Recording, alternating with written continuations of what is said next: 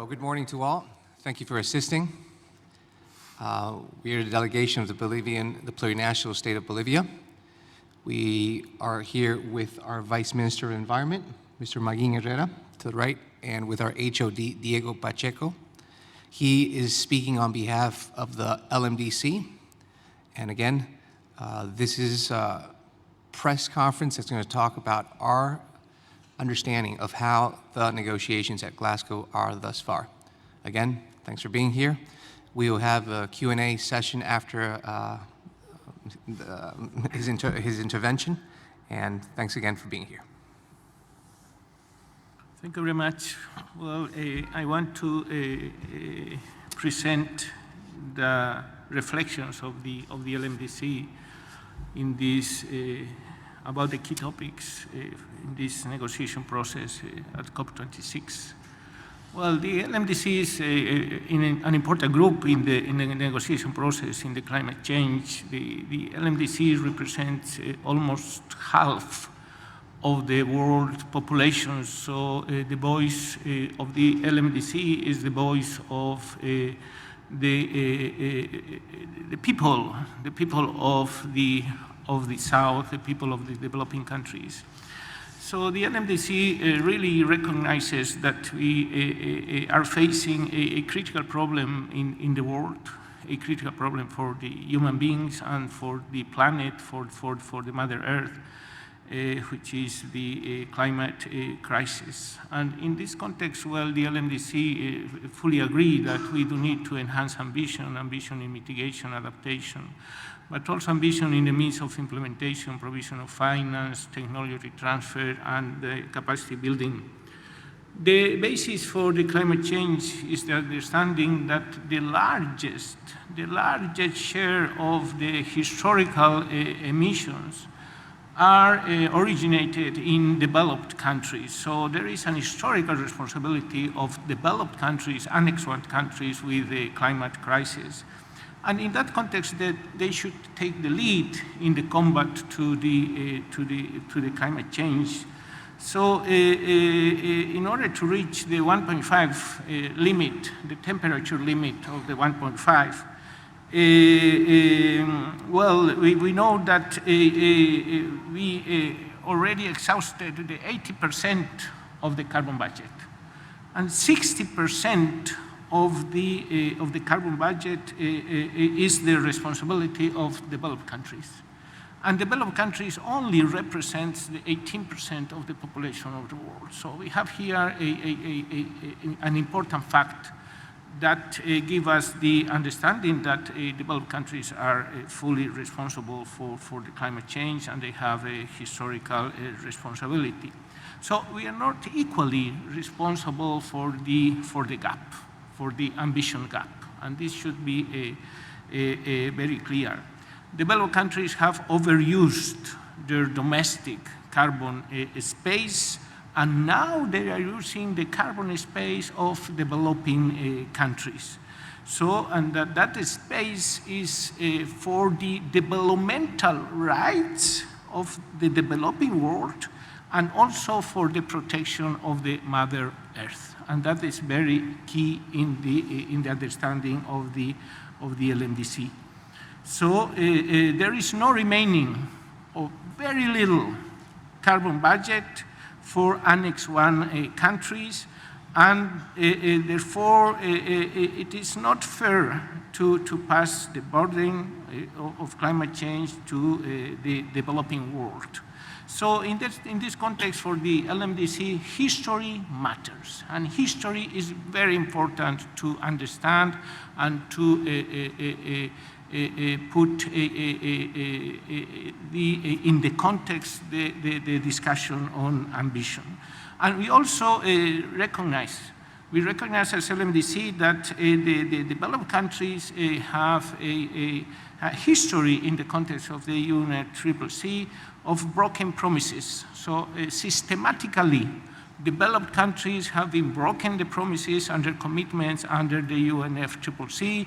They have broken their commitments for increasing the reduction of emissions. They didn't achieve the commitments regarding the second commitment period of the Kyoto Protocol, and even additional commitments they made in Doha in order to increase their ambition. So they didn't fulfill their commitments for increasing reduction of ambition so far. And also they didn't fulfill the commitments of finance for the developing world. So this is also very important in the process of the negotiations. So in addition, I want to highlight that there is a very delicate balance in the Paris Agreement, and in particular in the context of implementing and operationalizing equity and common but differentiated responsibilities in the context of the national capabilities.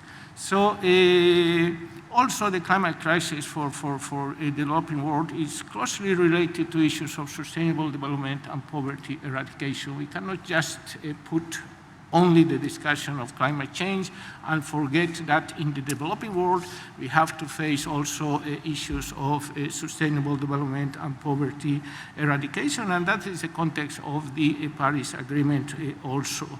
In that regards, we need of an inclusive multilateralism to understand that the basis for addressing the climate change is the UNFCCC and the Paris Agreement. We don't need to reinvent, to rewrite the Paris Agreement in the COP26. That is completely unacceptable for the LMDC. We already agreed with the Paris in this Paris Agreement, and we need to enhance the implementation of the Paris Agreement. So I think that we are in a point where we need to choose. We need to choose between two pathways.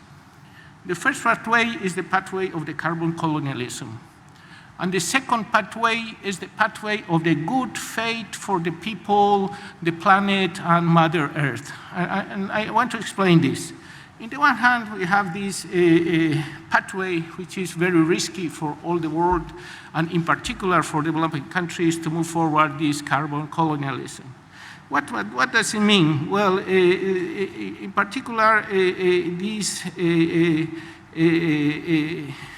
implies moving forward the narrative of developed countries in order to address climate change is only focusing on mitigation. It's a very mitigation-centric approach. So they are trying to impose new rules to the developing world. They are trying to impose the rule of the net zero by 2050 for all the countries of the world. What does it mean? Does it mean implying new targets for developed and developing countries, which are equally for all the world? Implies the no recognition of the equity but common but differentiated responsibilities. They are really trying to transfer their responsibilities to the developing world. And that is, as I said, unacceptable. We are not going to accept changing the common but differentiated responsibilities for the common but shared responsibilities. There should be differentiation. There should be recognition of the CBDR in the negotiation process. And there should be also a recognition of the pre-2020 ambition gap.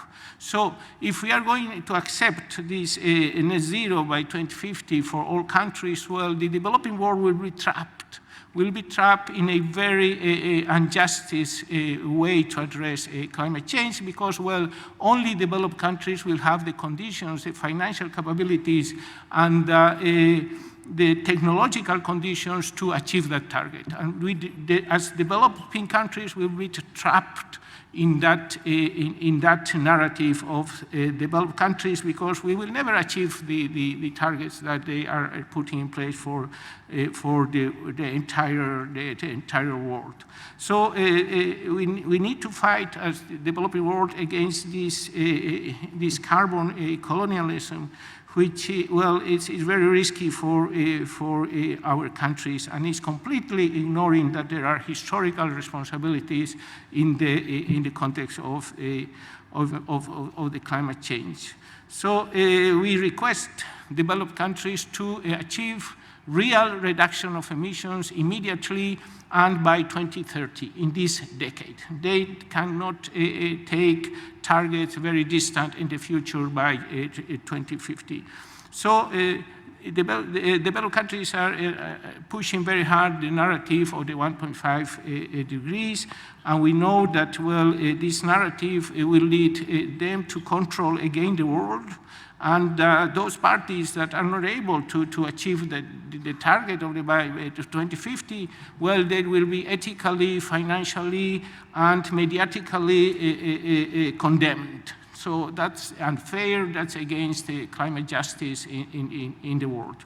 So we do not accept as LMDC that this COP26 will be the scenario for transferring the responsibility, the historical responsibility of developed countries to developing countries. So we are also against this monologue of developing countries talking about issues of finance, for example.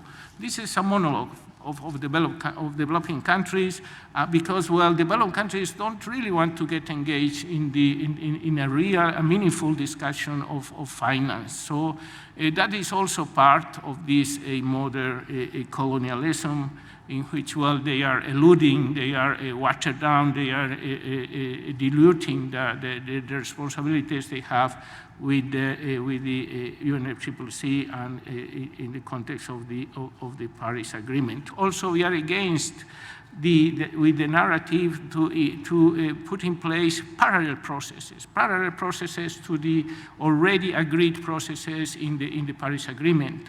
So they are really trying to introduce new elements, new procedures for pushing parties to get with this narrative for the 1.5 degrees and the 1.5 within reach.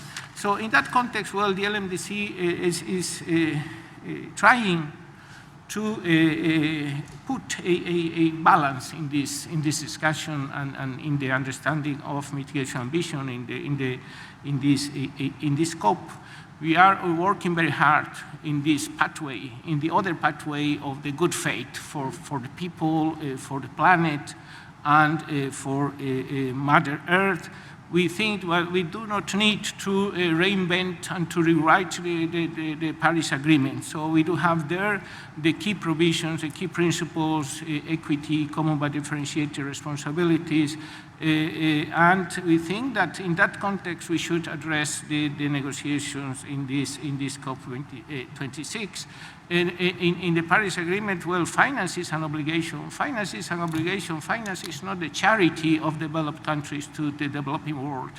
There are financial obligations for the developed countries to address in this context. So the LMDC is fighting very hard to put forward the operationalization of climate justice.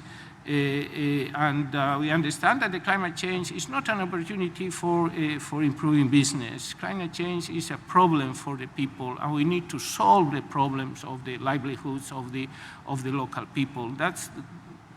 These are the issues that we need to address in this COP. So I think that the issue in the COP26 is not really pushing the keeping alive 1.5 degrees.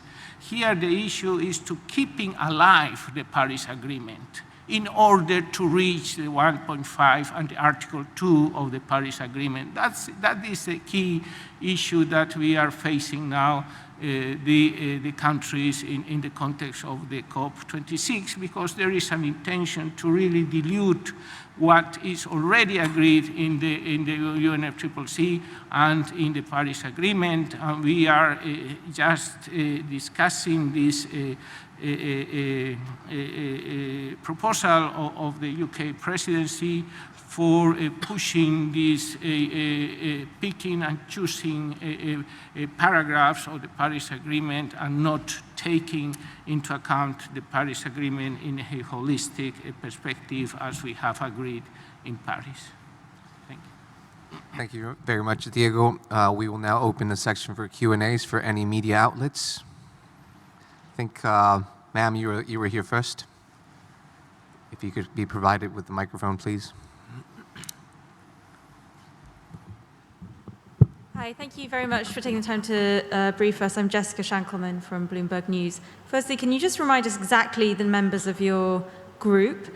And secondly, I understand you're speaking about the narrative, but I'm also really interested in the specifics of the cover decision that the UK presidency put out last night, particularly the section on mitigation. Do you accept the section on mitigation? Do you accept that countries should come back next year with strengthened targets that are aligned with the Paris temperature goals? And do you accept the call for fossil fuel subsidies to be phased out, coal to be phased out as well? Thank you. Well, the LMDC group is composed by 22 parties. And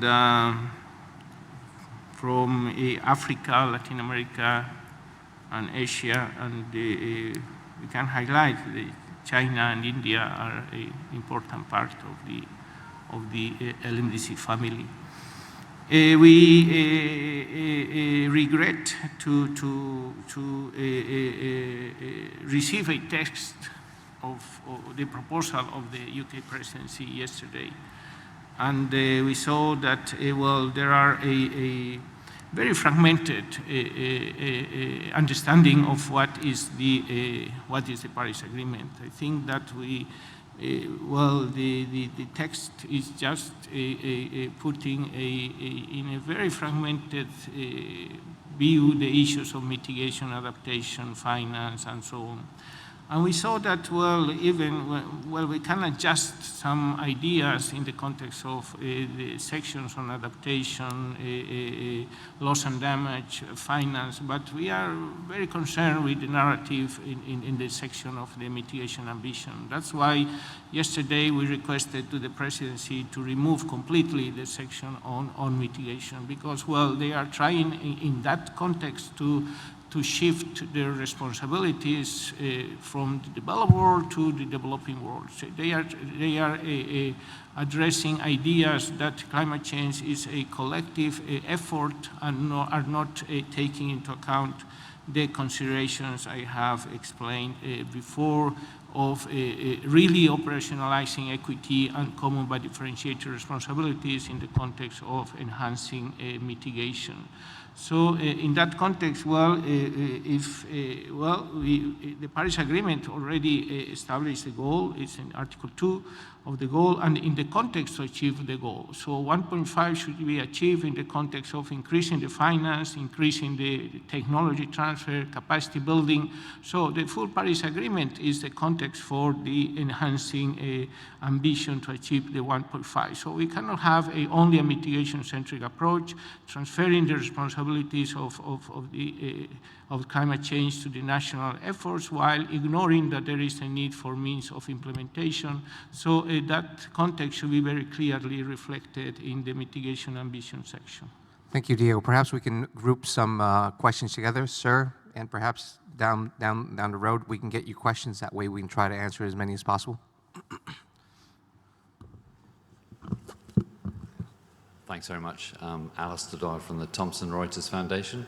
I wonder if you could tell us a bit about the US-China deal yesterday, what the LMDC reaction to that is. Is that a path forward to unlocking a deal here, or is it just a bilateral thing that you see that won't help much? Thank you. Let's group some more, Diego, so we can have a round. We have this, sir, ma'am, and then the person here to the side.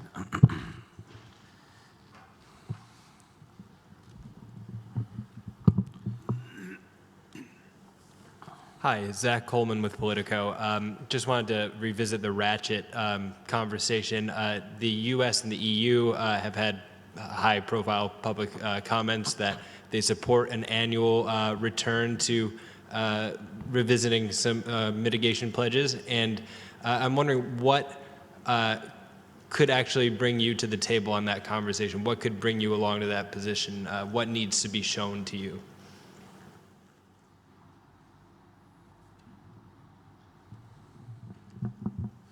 Hi, Josh Gabatis from Carbon Brief. In the post-2025 finance discussions, have developed countries been trying to expand the list of countries that are contributing finance? And should wealthy emerging economies not have some responsibility for this going forward? Ms.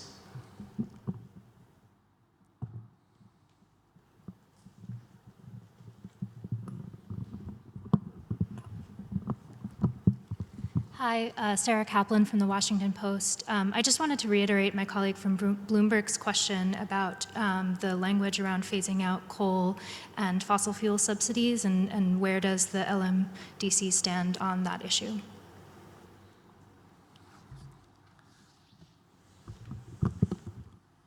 Emilio Godoy from Mexico Interpress News Service. In the issue of loss and damage, what would the group expect, taking into account that the language is vague and that there are no concrete goals around it? Thank you.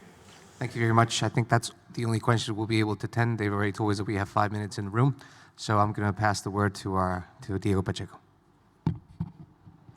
Regarding the U.S.-China agreement, well, we welcome all the agreements that countries are able to put on the table in order to improve the different efforts, national efforts to increase their ambition on the different topics regarding climate change. So that's very good to see.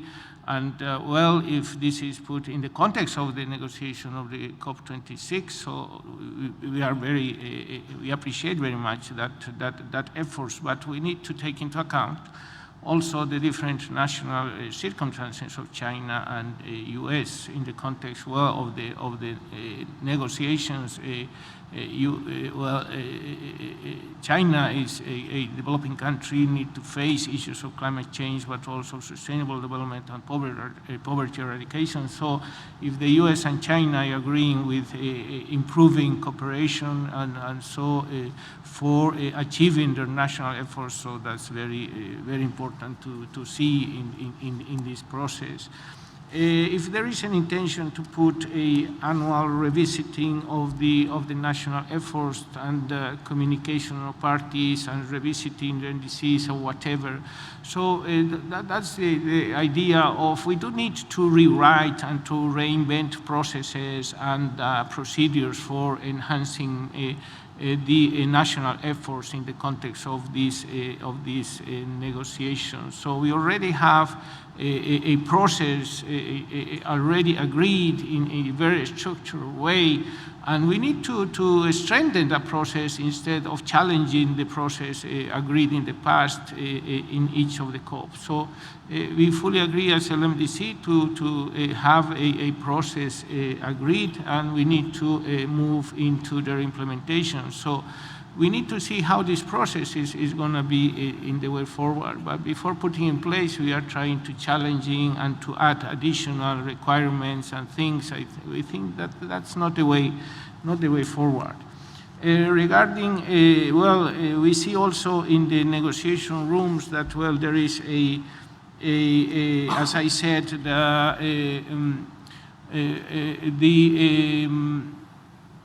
the position of developed countries to dilute their responsibilities with the provision of finance.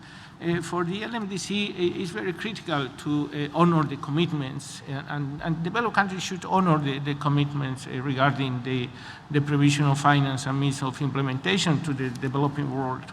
So in that context, they are trying to put a different concepts, ideas of the voluntary contribution of parties, parties that can provide finance in a position to do so. That's not a way to honor the commitments of developed countries in the context of this these negotiations. So this idea of expanding and also the question who is going to provide finance to the new quantified collective goal is not serious, it's not responsible with parties trying to take the lead on climate action. Regarding the specific issue on phasing out coal, we think that this is an important issue because it's in the key of the conversations on addressing climate change. Well, we need to understand that this should be taken in a very equitable scenario. It's not just to say we need to phase out coal and other oils and fuels. So the scenario for the transition should be developed in considering equity. So we need to talk about the equitable transitions, and by having all parties to make finance flows consistent with a pathway towards these low greenhouse gas emissions. That's very key. And that is the context, no? And this implies having a more understanding that a means of implementation of finance should be needed for this equitable transition that we should face several countries in the developing world. Regarding the loss and damage, well, the critical issue is to really recognize the importance that the impacts of climate change in our countries, in the developing world. We are facing a huge impact of the climate crisis. So there is the need to recognize that there is really a problem in the world, that the climate change is impacting the people and our countries. And the key issue for that is not just talking about creation of new entities and work programs, but the real need for loss and damage is to have the financial support, additional financial support for loss and damage. And then, well, parties are trying very hard parties from the developing world are trying very hard to get engaged in a conversation with the developed parties to create a means for the flows of finance for loss and damage. So. Thank you very much for assisting. Thank you all for all the questions, and till soon.